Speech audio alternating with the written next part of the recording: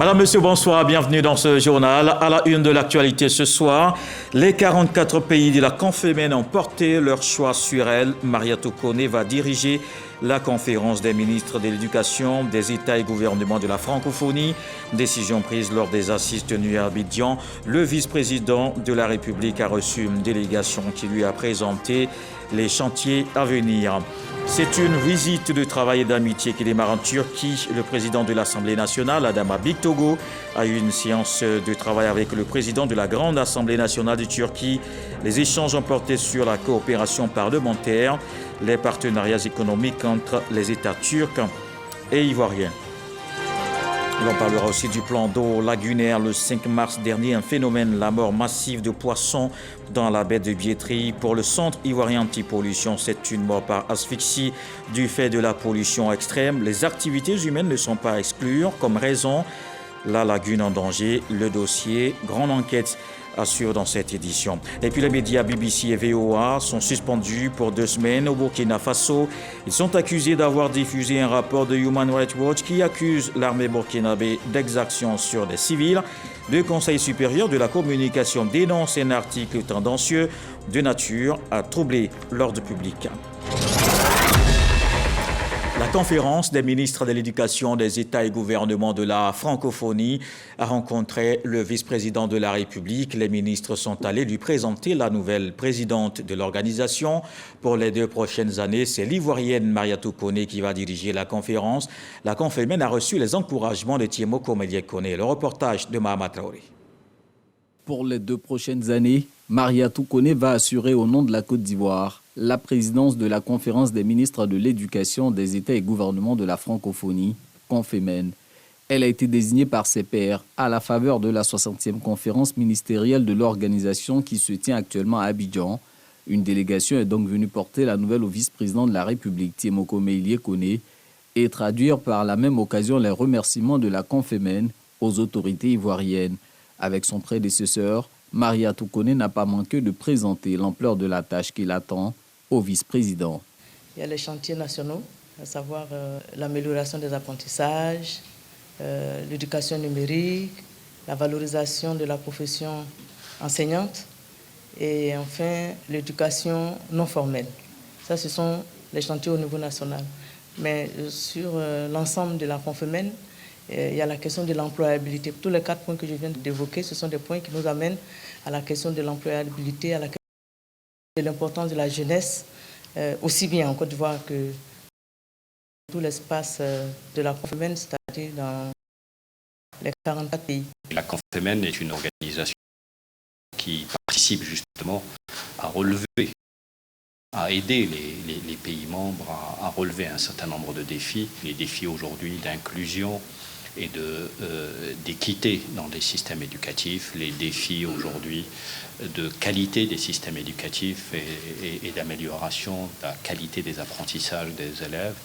Les défis sont aussi des défis de financement, sont des défis d'efficacité des systèmes éducatifs dans un monde qui est en train de se transformer. C'est la 3e fois de l'histoire que la Côte d'Ivoire accueille les assises de la conférence ministérielle de la Confémène après 2014 et 1998.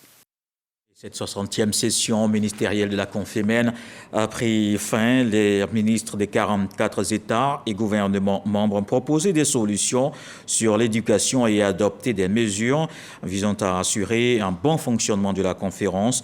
Cette rencontre a permis aux ministres de l'Éducation de la Confémène d'examiner et d'adopter plusieurs documents, notamment le statut révisé de la Confémène, de son personnel et le document de réflexion et d'orientation sur plusieurs thématiques en lien avec l'éducation, l'enseignement technique et la formation professionnelle. Le président de l'Assemblée nationale effectue une visite de travail et d'amitié en Turquie. Adama Bictogo et sa délégation composée des députés ont eu une séance de travail avec le président de la Grande Assemblée nationale turque. La rencontre s'est tenue à Ankara, la capitale. Les échanges ont porté sur la coopération parlementaire et les partenariats économiques. Moussa Konaté et Adama Kéré, nos envoyés spéciaux. Le président de l'Assemblée nationale reçu par Numan Kurtulmus, le président de la Grande Assemblée nationale de Turquie. Au cours d'une séance de travail, les 2 délégations parlementaires échangent sur divers axes de coopération. Nous avons évoqué les opportunités de coopération dans le domaine de l'énergie, des mines, de l'agriculture, mais également la possibilité pour l'assainissement de la lagune qui se trouve à Abidjan.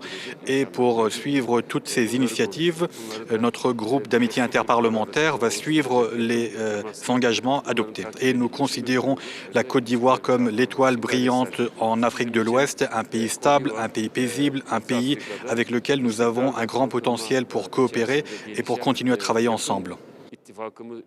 La vision du président Alassane Ouattara, qui est donc d'inscrire la Côte d'Ivoire parmi les pays les plus avancés comme la Turquie, le Brésil, le Maroc, le Vietnam. Pour y arriver, la Côte d'Ivoire a besoin de partenaires. Et la Turquie est apparue comme étant un partenaire important pour la Côte d'Ivoire.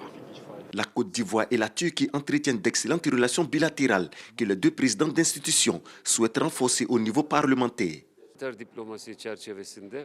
Les parlements des deux pays peuvent se soutenir mutuellement dans différentes organisations internationales et instances internationales. Et dans ce contexte, dans le cadre de cette visite, d'ailleurs, nous avons signé aujourd'hui un protocole de coopération entre nos parlements qui va justement contribuer davantage à l'approfondissement de nos relations et de notre coopération. J'espère que ce protocole sera bénéfique pour nos deux pays.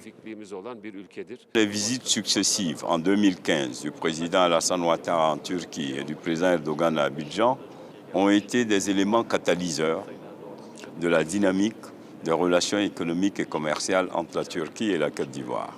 Nos deux assemblées, les deux présidents que nous sommes, par nos visites successives du président de la Grande Assemblée de Turquie au mois de mars et ma visite au mois d'avril, montrent clairement que nous nous sommes appropriés la vision de nos deux présidents. Le président Adama Bektogo et sa délégation ont eu droit à une visite guidée de l'hémicycle turc. La Grande Assemblée nationale de Turquie est composée de 600 députés. Dans ce même élan, la Côte d'Ivoire et le Canada renforcent leur coopération. Le ministre de l'Éducation et du Développement de la Petite Enfance de la province canadienne du Nouveau-Brunswick séjourne en ce moment à Abidjan. Bill Hogan a signé 2 accords ce jeudi dans les locaux du ministère des Affaires étrangères, des accords sur les relations économiques et l'éducation. Michel Digri. Ces 2 accords bilatéraux entre la province canadienne du Nouveau-Brunswick et l'État de Côte d'Ivoire permettront à terme de résoudre les défis auxquels les jeunes sont confrontés. Dans les 2 pays, il s'agit entre autres de l'accès à une éducation de qualité, l'employabilité et des débouchés sur les opportunités économiques. Tout comme le Nouveau-Brunswick, la Côte d'Ivoire est un territoire en plein essor. Elle peut compter sur une population jeune et en croissance. Cet entente encadrera des programmes qui vont appuyer la jeunesse dans l'obtention de leurs nouvelles compétences et dans leur formation pour le marché du travail. Des accords cibles et mutuellement bénéfiques pour les 2 parties. Le gouvernement du Nouveau-Brunswick est une province canadienne qui a développé une expertise en matière d'éducation et d'économie circulaire. Nous pensons que nous pouvons bénéficier de cette expérience. Et nous avons pensé ce matin qu'il fallait donner, même si la coopération a commencé, il fallait donner une armature juridique à cette coopération. C'est ce que nous avons fait par la signature de ce matin de l'accord cadre. À l'intérieur de cet accord, vous devinez aisément qu'il va y avoir des accords sectoriels en matière d'économie séculaire, en matière d'éducation, en matière de gestion de la petite enfance et tout cela. Il s'agit donc d'une coopération dynamique que nous avons commencé à construire à partir d'aujourd'hui avec la signature de cet accord. Cet accord cadre porte sur la formation, le développement de compétences, la reconnaissance des qualifications professionnelles et l'intégration des travailleurs sur le marché de l'emploi du Nouveau-Brunswick. La coopération est aussi renforcée avec le Djibouti. Son ministre de l'Éducation nationale et de la formation professionnelle est à Abidjan. Moustapha Mohamed Mahmoud est à la tête d'une délégation pour s'imprégner du fonctionnement du Fonds de développement de la formation professionnelle. Le pays a exprimé sa volonté de collaborer avec le FDFP. Issa Tchonayeo, Khalid Diomandé. Moustapha Mahmoud, ministre de l'Éducation nationale et de la formation professionnelle du Djibouti, dans les locaux du FDFP, le Fonds de développement de la formation professionnelle, une structure portée sur les fonds baptismaux en 1991 en vue de booster la formation professionnelle en Côte d'Ivoire. Moustapha Mahmoud sollicite l'expertise du FDFP afin de dupliquer le modèle ivoirien à Djibouti. Je félicite l'équipe, je félicite le président et le directeur de cette volonté également de partager leur expertise avec les pays africains. À Djibouti, nous étions dans cette transformation, dans cette réforme de la formation professionnelle. Donc le chemin y était de voir une agence de la formation professionnelle, mais également un fonds pour le développement de la formation professionnelle. Les ambitions du ministre de l'Éducation nationale et de la formation professionnelle du Djibouti sont aussi partagées par le FDFP. Le président du comité de gestion et son secrétaire général s'engagent à lui apporter l'assistance nécessaire. Nous sommes permis d'encourager, monsieur le ministre, pour la République de Djibouti, d'aller très rapidement dans cette démarche de création d'un fonds. Et dans ce cadre-là, nous sommes disposés pour les aider à construire leur écosystème de financement de la formation professionnelle et à partager les expériences. Avant sa visite au FDFP, Moustapha Mahmoud a été reçu le lundi dernier par son homologue de l'enseignement technique, de la formation professionnelle et de l'apprentissage, Kofi Nguessan. Une rencontre soldée par la signature d'un accord cadre de partenariat. Et dans le nord du pays, c'est à la place de l'indépendance de Korogo que la ministre de la Femme, de la Famille et de l'Enfant, Nassine Eba Touré, a entamé les consultations locales des Assises nationales des femmes du Côte d'Ivoire. Ces rencontres visent à fédérer et valoriser les énergies féminines pour le développement du pays. L'événement a rassemblé les femmes des régions du Poro, de la Bagoué et du Tchologo. Les femmes veulent ainsi se mettre ensemble pour défendre leurs intérêts. Le Parlement de la CEDEAO a ouvert récemment sa 60e législature. Comme il est de coutume, cette session est aussi marquée par l'entrée en fonction de nouveaux membres. C'est le cas de la sénatrice ivoirienne Chantal Fani Diaby qui débute son mandat de première vice-présidente de l'Association des femmes parlementaires de la CEDEAO. La députée Adjaratou Traoré Koulibaly accède au poste de deuxième vice-présidente du Parlement de l'organisation ouest-africaine. Mahama Traoré. À Abuja, capitale de la République fédérale du Nigeria, le Parlement de la CEDEAO, Communauté économique des États d'Afrique de l'Ouest, inaugure sa 6e législature.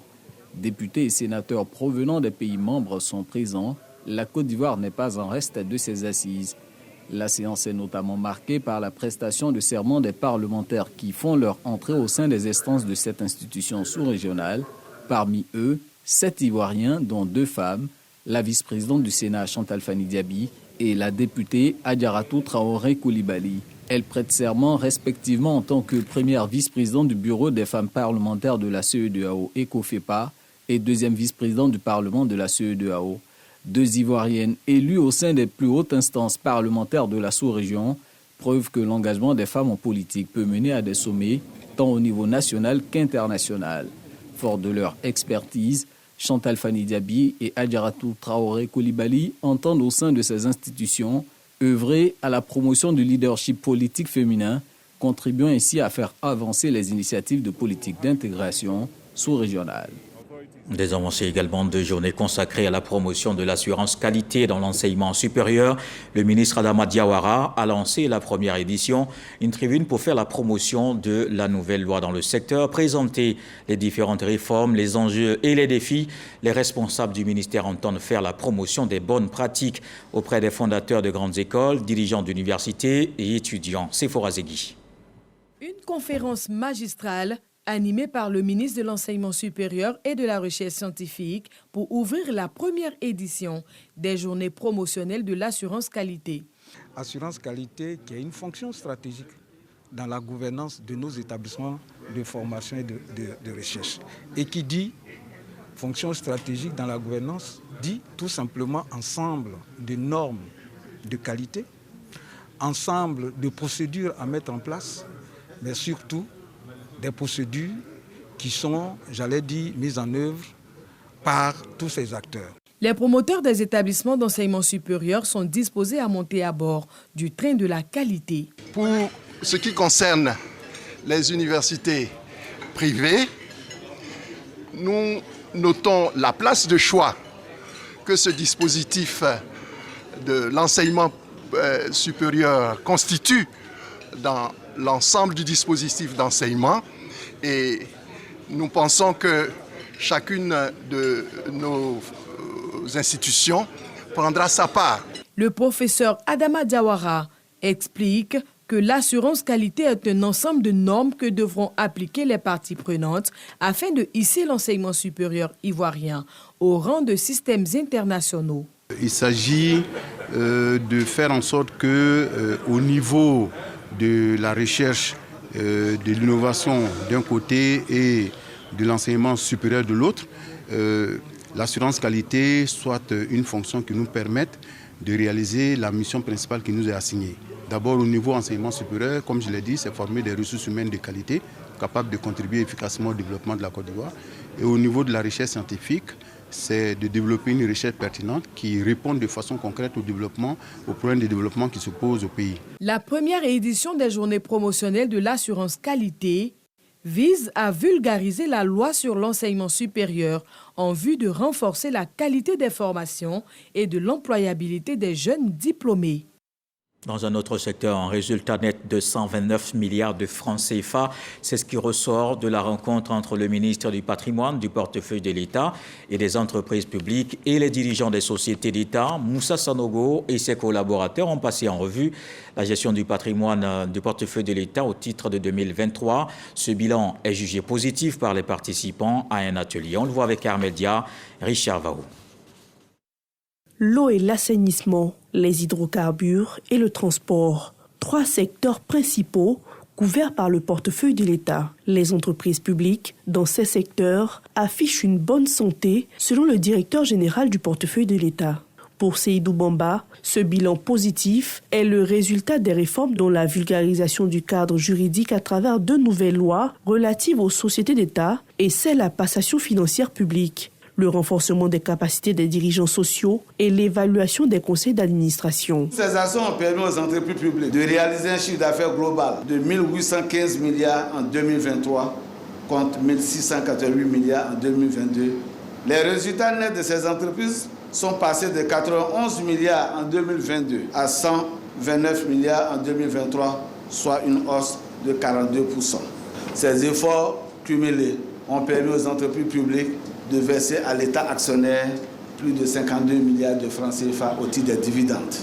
Ce bilan positif des entreprises publiques dégagé à la tribune annuelle du portefeuille de l'État. Une session d'échange sur les activités de l'exercice écoulé comme renforcement des capacités de ses collaborateurs pour améliorer les performances des sociétés d'État selon la tutelle. Au niveau des entreprises publiques, nous avons une évolution haussière des résultats financiers de ces entreprises-là, en termes de chiffre d'affaires, en termes de résultats nets, sont orientés à la hausse. Bien sûr, on a quelques entreprises qui font face à quelques difficultés, mais nous travaillons de façon à redresser donc, la situation au niveau de ces entreprises-là. Sur les interrogations liées au modèle économique des entreprises publiques, le ministre Moussa Sanogo se prononce. Quand une entreprise a des difficultés, il faut naturellement s'interroger, est-ce que son modèle économique est toujours adapté? Et également aussi, en tant qu'État, nous devons nous demander, est-ce que son modèle économique est en ligne avec la vision de l'État en termes donc, de création de richesses, en termes d'amélioration de la compétitivité de notre économie. Et c'est à cela que nous travaillons. À l'agenda 2024 du ministère du Patrimoine, du portefeuille de l'État et des entreprises publiques, le renforcement du pilotage et du contrôle des sociétés d'État. Le tribunal de première instance de la commune d'Abobo, bientôt achevé, le ministre de la Justice, Sansan Kambilé, a visité le chantier. Les travaux avancent bien, 95% de taux d'exécution. La livraison de l'édifice est prévue avant le début de l'année 2025. Ismaël Evradeo, Didier Nguessan. Longtemps attendus, les travaux du tribunal de première instance d'Abobo sont estimés à ce jour à un taux d'exécution de 95%. Bâti sur un terrain d'1,1 hectare, l'édifice va contribuer à rapprocher la justice des justiciables de la commune. Sur ce site, nous avons 4 bâtiments principaux. Celui dans lequel nous sommes, c'est le bâtiment où se tiendront les audiences. Et puis, au-dessus, il y a 4 salles d'audience, voilà, qui sont plus petites. Vous avez 2 bâtiments qui se ressemblent. Il y a un qui est consacré au siège, et puis il y a une qui est consacrée au parquet. Ce matin, le ministre de la Justice et des Droits de l'Homme, Sanson Kamile, est présent pour un état des lieux. Salle d'audience, de greffe, bureau des avocats, chaque compartiment est visité du premier au deuxième niveau du tribunal. À ma prise de fonction, j'en ai fait un point d'honneur, faire en sorte que Abobo ait son tribunal. Et pour le ministre de la Justice que je suis entièrement satisfait. Ce projet a été financé entièrement par l'État de Côte d'Ivoire, à hauteur de 15 milliards de nos francs. Aujourd'hui, lorsque ce tribunal va être livré, on aura l'un des plus beaux tribunaux de Côte d'Ivoire. À sa livraison en octobre 2024, selon le garde des Sceaux, le tribunal de première instance de la commune d'Abobo sera le 4e du genre dans la ville d'Abidjan. Il a une capacité d'accueil de 150 travailleurs. Parlons aussi de la digitalisation pour le développement local. Le Centre national de télédétection et d'information géographique fait le point de ses activités. Plusieurs projets d'aide à la décision ont été réalisés. C'est le cas du e-commune qui permet de booster les recettes dans les collectivités. Grâce Kando. En présence de élus locaux, de partenaires au développement et de la presse, le Comité national de télédétection et d'information géographique CNTG, à travers son directeur général, dresse le bilan de ses activités au titre de l'année 2023. Le CNTG travaille à la vulgarisation des outils et innovations géospatiales sur le territoire national, d'où le thème de la rencontre « Contribution de la géo-information dans le processus de digitalisation de l'économie ». Le CNTG aujourd'hui est incontournable dans le processus de digitalisation des territoires, que la Côte d'Ivoire s'est engagée dans ce qu'on appelle le e-gov. Donc nous sommes un maillon important. Nous sommes à une consécration où il y a beaucoup de projets qui ont été réalisés, 80 projets qui sont actifs, et des projets où c'est l'information géographique qui est au centre. Les projets pour la municipalité, les projets pour la gestion des travaux par rapport aux constructions, les projets par rapport au développement rural, les projets de plans, des stratégies de développement. Parmi les activités phares réalisées par le CNTG, le projet e-commune qui enregistre plusieurs adhérents. Sur les 201 communes au niveau national, plus d'une quarantaine ont souscrit. Nous sommes venus ici pour témoigner des bienfaits et surtout de cette bonne collaboration qui nous permet aujourd'hui de booster notre économie locale et de booster aussi les réalisations. C'est une solution innovante avec les technologies. Nous avons la vue sur le périmètre communal et donc ça nous donne une idée et ça limite l'action de tous ceux qui sont dans la perspective de déperdition de nos ressources. Ce projet nous a permis de nous rendre compte de ce que nous pouvons avoir comme ressources potentielles. Les recettes dans une prévision minimale de 23 millions, aujourd'hui avec ce projet nous pouvons nous projeter jusqu'à 43 millions sur la prévision annuelle. Cette rencontre bilan a été le lieu d'inviter les différents partenaires au développement à s'inscrire dans cette dynamique de digitalisation tout en félicitant le CNTG. Nous saluons et encourageons votre initiative de vulgarisation des sciences de la géoinformation en faveur d'une digitalisation de notre économie qui rentre bien dans les lignes du processus de la gouvernance électronique. La digitalisation des territoires et les systèmes de gestion des secteurs clés de l'économie seront au cœur des activités du CNTG en 2024, au dire du directeur général du CNTG, Dr Edouard Fongboyi. Un autre secteur important, le ministre de l'Environnement, du Développement durable et de la Transition écologique, Jacques Assaoré-Conan, lance la 6e édition des Journées de l'écologie et des changements climatiques. C'était à Dalia-Fleur, dans la commune de Bingierville. Ces journées visent à proposer des stratégies de participation du secteur privé et des collectivités locales à l'action climatique et faire la promotion des startups écologiques nationales. Arrêtons-nous sur ce qui s'est passé le 5 mars dernier, un phénomène, la mort massive de poissons dans la baie de Biétry. Les conclusions du CIAPOL sont claires. Le Centre ivoirien anti-pollution indique qu'il s'agit de morts par asphyxie du fait de la pollution extrême. Les activités humaines ne sont pas à exclure comme raison. La lagune en danger, le dossier Grande Enquête avec Victorine Yaoyoboué. Mardi 5 mars, les populations abidjanaises se réveillent avec une catastrophe écologique. Environ 3 tonnes de poissons morts flottant dans la baie de Biétry. Mission est donnée sur le champ au Centre ivoirien anti-pollution SIAPOL de trouver les causes de cette mort massive de poissons. Après une semaine de recherche, les conclusions de l'enquête des experts sont sans appel. Je dis que ces poissons ont été asphyxiés. Les poissons ont été asphyxiés parce qu'il n'y a plus d'oxygène dans le milieu. Mais pourquoi les poissons sont-ils morts, asphyxiés et retrouvés précisément dans la baie de Biétry? 3 facteurs sont mis en cause. Il avait plu le dimanche de la veille et c'est cette pluie-là qui a dû rincer toutes nos canalisations qui sont devenues des canalisations d'évacuation des eaux usées de ménage, des eaux usées industrielles. Les éléments déclencheurs de ce phénomène cette année, nous pensons que le milieu de Biétry est devenu de plus en plus fermé. Retour sur le site quelques semaines après, en compagnie des experts du SIAPOL. Après l'élimination de 96% des poissons asphyxiés, ici, rien ne rappelle ce cas grave de pollution environnementale. Aucun balisage ou interdiction d'activités polluantes dans la zone. Les poissons sont venus aussi d'ailleurs, de l'autre côté de la rive. Donc je pense que même si nous utilisons des produits chimiques, ce n'est pas nous seuls. Une étendue de déchets plastiques, autant d'éléments qui montrent bien que la baie de Biétry n'est pas encore dépolluée. Le SIAPOL envisage des solutions de dépollution de toute la zone lagunaire d'Abidjan.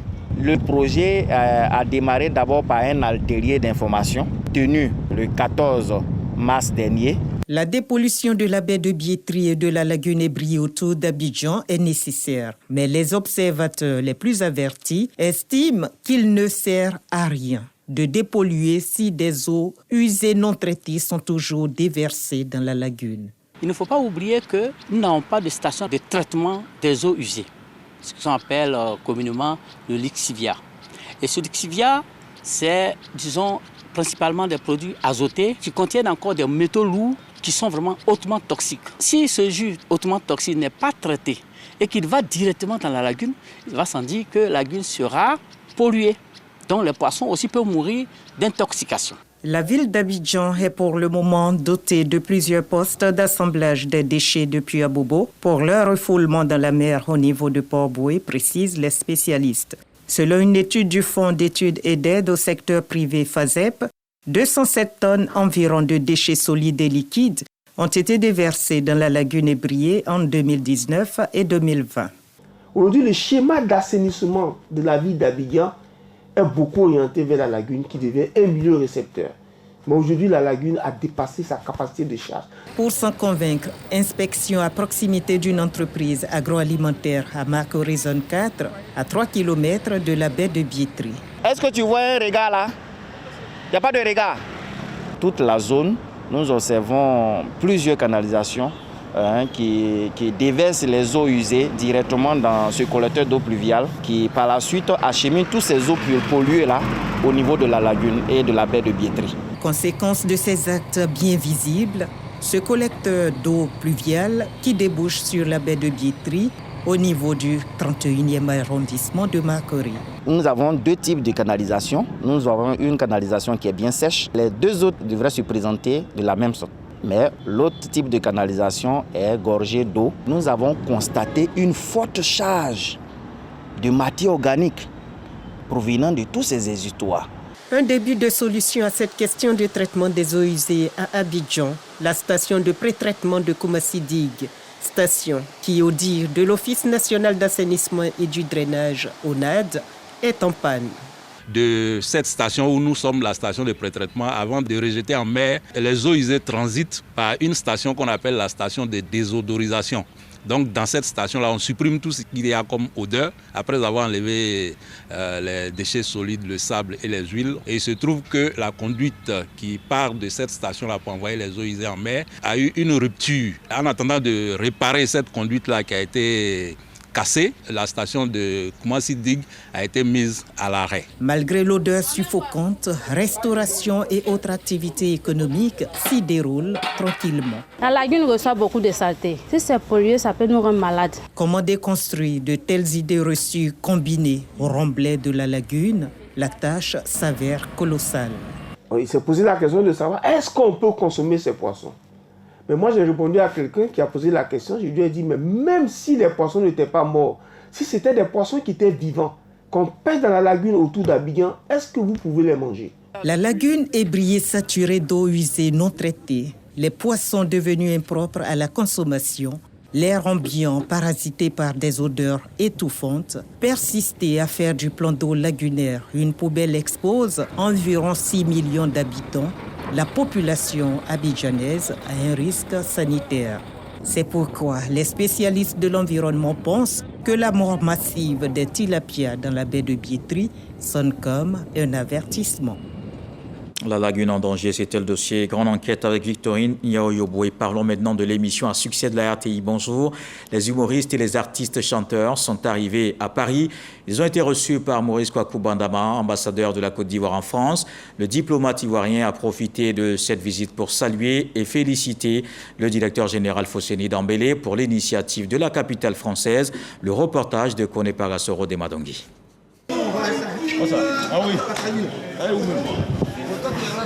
Ambiance électrique à l'aéroport Orly de Paris. Équipe de production et humoristes de l'émission Bonjour, mais aussi artistes-chanteurs, très bien accueillis par producteurs délégués, fonctionnaires de l'ambassade de Côte d'Ivoire en France et par partenaires de l'émission humoristique de la radio-télévision ivoirienne RTI. Humoristes et chanteurs se réjouissent non seulement de l'accueil, mais promettent surtout un spectacle haut en couleur à la salle de la Mutualité le samedi 27 avril. Je tiens solennellement à remercier le comité d'accueil d'être venu nous accueillir comme ça, ça nous touche. Ouais. Seulement, on vous demande de prendre les tickets. Voilà. C'est samedi. Nous, on ne parle pas beaucoup. C'est ça, non? Oui, c'est ça. Saïdachi, on est à Paris. Voilà. Comme il a dit, il vient d'arriver à Paris. Voilà. Il dit vraiment, on risque de nous rafler ce jour-là. C'est ça? C'est pas ça, il dit. Tu as dit quoi? Qu'on va faire un spectacle, ça a tué. Ah ouais, c'est la même chose que je viens de dire. Donc venez. Venez, on va célébrer la 3e étoile. On a souper. Donc on vient comme ça vous dire tout ce qui s'est passé à Abidjan. Vous allez savoir. Comme vous étiez ici, vous n'êtes pas bien vécu là. Wow. Ah, on dit. Après l'aéroport, direction l'ambassade de Côte d'Ivoire située dans le 16e 102 avenue Raymond Poincaré. Une fois arrivés, ils sont chaleureusement reçus par l'ambassadeur Maurice Kwaku Bandama. Je dis merci à la RTI, à Kwaba, à nos artistes d'être ici chez nous en Côte d'Ivoire, ici à l'ambassade. Et je profite de votre visite pour lancer un appel à nos compatriotes ivoiriens de France, de la diaspora, pour leur dire que l'événement annoncé est là, en vérité et de façon effective. La RTI nous fait l'honneur, de façon régulière, de nous offrir ce grand événement qui est Bonjour. Bamba himself, producteur délégué de l'émission Bonjour, au nom du directeur général de la RTI, Fosseni Dambélé, a exprimé la gratitude de la Maison Bleue à son Excellence et à ses collaborateurs. On voulait marquer le coup pour dire que la RTI, l'ambassade, la primature avec le Premier ministre, le ministre des Sports et du Cadre de vie est avec nous pour nous soutenir dans cette activité qui dure depuis maintenant 4 ans. Pour le spectacle du samedi 27 avril, humoristes et chanteurs ont décidé de faire revivre au public les temps forts de la Coupe d'Afrique des Nations organisée par la Côte d'Ivoire, la CAN de l'hospitalité. Dans le reste de l'actualité, les médias BBC et VOA sont suspendus pour 2 semaines au Burkina Faso. Ils sont accusés d'avoir diffusé un rapport de Human Rights Watch. Le Conseil supérieur de la communication dénonce un article tendancieux de nature à troubler l'ordre public. Dans son rapport publié le 25 avril, Human Rights Watch a accusé l'armée burkinabé d'avoir exécuté au moins 223 civils, dont au moins 56 enfants lors de 2 attaques dans le nord du pays. présidentielle en Mauritanie, Mohamed Ould Ghazouani, candidat à sa propre succession. Le président sortant et actuel président d'exercice de l'Union africaine fait figure de favori du scrutin. Son parti avait remporté 107 sièges sur 176 au Parlement aux dernières législatives. Le Conseil constitutionnel va officialiser fin mai 2024 la liste de ceux qui seront autorisés à se présenter. Voilà qui met un terme à ce journal. Merci de l'avoir suivi. Retour de l'actualité 23h. Ce soir, le sage nous apprend que celui qui est frappé du bâton de la discorde l'a forcément cherché. Dieu le voulant, on se retrouve demain.